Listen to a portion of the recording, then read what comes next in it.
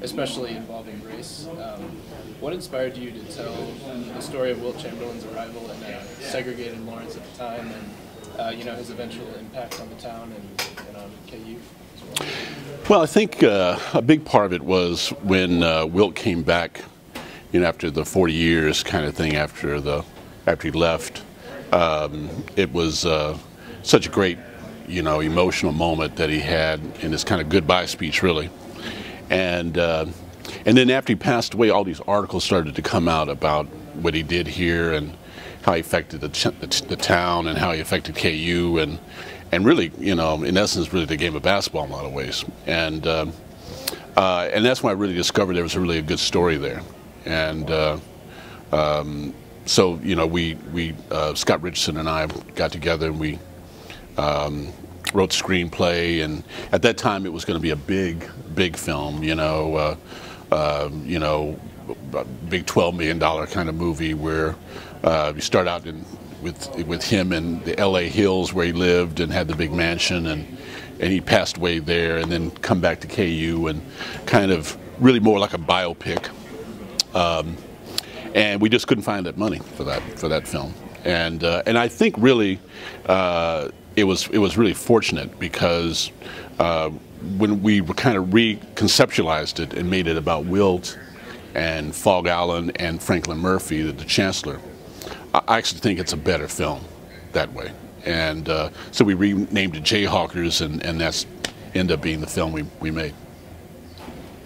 And Justin, what led you to kind of taking on the role, and had you had any acting experience before, and just kind of what was it like for you? I really, truly just tripped over a rock and fell into this. Coach just came to me and it was really brief, like before practice. It was the year we went to Final Four, and just said, hey, a couple of guys doing a movie about Wilt Chamberlain. Asked me if I knew anybody that kind of fit the mold, that kind of looked like him, and I thought of you. Do you want to do it? And I was just like, I guess so. It didn't really seem like one of those things I could just say no to. So I was just like, okay. I had no idea what I was getting myself into. I had no prior acting experience. Like, I just knew I was, really could really just talk to people, really just good at being in front of the camera. So I just kind of just took it and ran with it, and I looked at Kevin to kind of help me throughout the process, and it turned out pretty good. And Kevin, when people who live in Lawrence, and especially KU students, see this movie, what do you expect that they might kind of take away from it or learn from it? Well, I think Wilt Chamberlain's always been such a huge figure in Lawrence and the KU and really in the state, in the nation. And I think this is the movie that gets to really tell his story. I mean, I think this was, in my opinion, this is the most dramatic part of his life. And the question was always who we were going to get to play Wilt, and that was always the big obstacle with the film.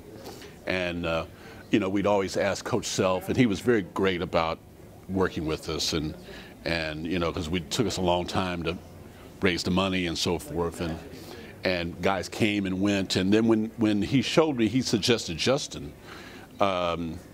That's when I really when I looked at Justin online, I went, wow. I mean, he's a great interview, and he looked like Wilt. I mean, he could look like Wilt, and he had the right body type, all those things. I just knew that we had to make the film now, that we had a great opportunity to make the film now. And I always joke now, my joke is that if this basketball thing doesn't work out with Coach Self, he's got a great opportunity to be a casting director in Hollywood, because, Justin is, I think Justin is probably the only guy, I mean, put it this way, there's nobody better I think I could have found to play Wilt than Justin. Not just because he looks like Wilt and all those kind of things, but, he had a natural kind of ability to kind of connect with acting. And the main quality he has, he's understated. And being understated is typically the problem you have with people who've not acted before. and most people want to act, you know, and Justin didn't do that. I mean, he, there's this book called Acting is Believing, you know, and he just really kind of was himself in these situations in the film, and I think that's what makes it really work for the movie. And Justin, as someone who's been a player here for a few years now, and your family has ties to KU basketball too, do you think playing Wilt in the movie, did that give you any more insight on just kind of how KU basketball came to be such a culture in the town and just that whole thing? I think it definitely. I think it helped me, know Wilt a little more. Because I mean, like before I, did this film, I thought like his experience here was just the same as mine or any other players. But he actually, it was good at times. But at the same time, he went through a period where he was, as far as like civil rights, it wasn't equal. So he went through rough times too, and it's just like those.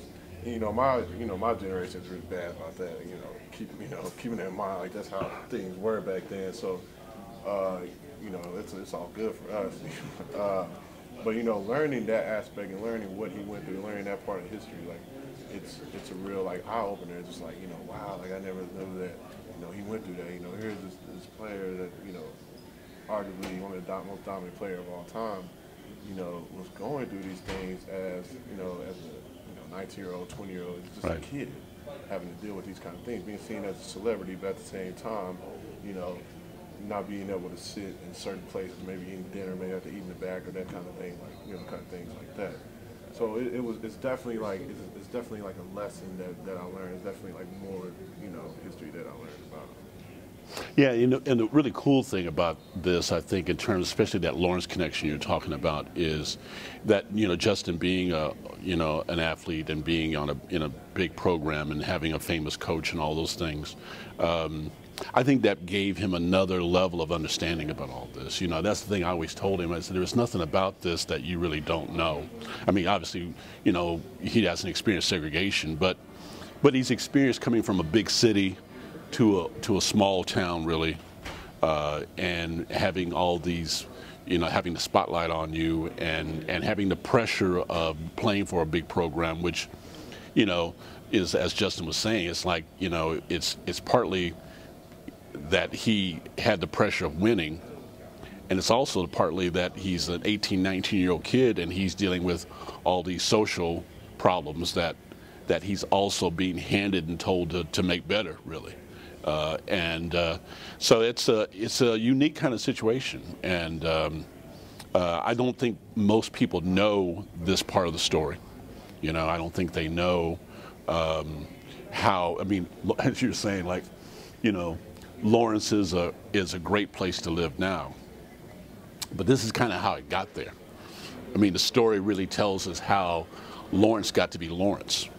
And Lawrence really wasn't Lawrence then. It was like another place. It's almost, my mother would have called it kind of a nice, nasty segregation. There's no, colored and white signs, but they're a small sign in the corner of colors served in sacks, or we're socially selective at the swimming pool.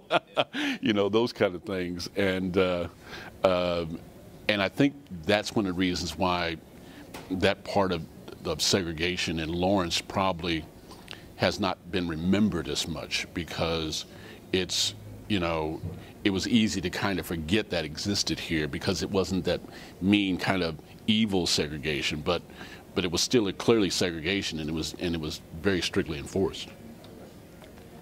Just to kind of finish up, I was wondering, how did kind of shooting the film go down? Because I know you were doing it around the campus, out in Fieldhouse. Did you run into any challenges with kind of like coordinating things and that type of thing? Well, Justin's schedule. Maybe you should talk about that a little bit. It was definitely, there were times I would have individual workouts and then maybe have 10, 20 minutes to get something to eat, then I have to be back on set, or right. There were Saturdays, I wanted to be at the football game, but I had to be, on set at 8 a.m. and maybe not leave till like 6 or 7 in the evening. So there were, you know, there were days where it was just like, you know, I was having fun, you know, and there were also days where, you know, I think Kevin could tell, like, if I do one more shot, you know. Yeah. So, but I mean, like, it was definitely hard to manage, you know, schoolwork, basketball, and acting, like, Yeah. at the same time. It was very difficult, but at the same time, it was unbelievable experience. It was a lot of fun. You know, that's the thing that I think Justin's talking about is that, you know, I think he managed it very well. And one of the things I was really impressed with him was that he could juggle all those things at the same time, which is it's very difficult. I mean, it's hard for actors just to come and act without being students, or especially without being in a very demanding sports program, you know. And so, you know, he really was able to juggle all that really well. And, you know, and again, it was, you know, for me, looking at him kind of having to do that, you know, the real question was always going to be how prepared was he going to be when he arrived on set, and he was always prepared, you know, and I think that was that natural quality about acting. I mean, so you're interested in acting now, isn't that right? and he should be, because I think Justin has the ability to become an actor, and he just needs to keep acting. You know, I mean, actors need to act, and the more you do it, the better you get at it, just like anything else. And but certainly, I think when the people see the film, I think they're going to see that he certainly has the potential to be a really fine actor. Well, that's all I have. If anything, either of you'd like to add anything to close out, or anything like that. You got that $1 million check, didn't you? I was already talking about money in the account. So you have to say that for later. Yes. Very cool. That's a wrap. All right.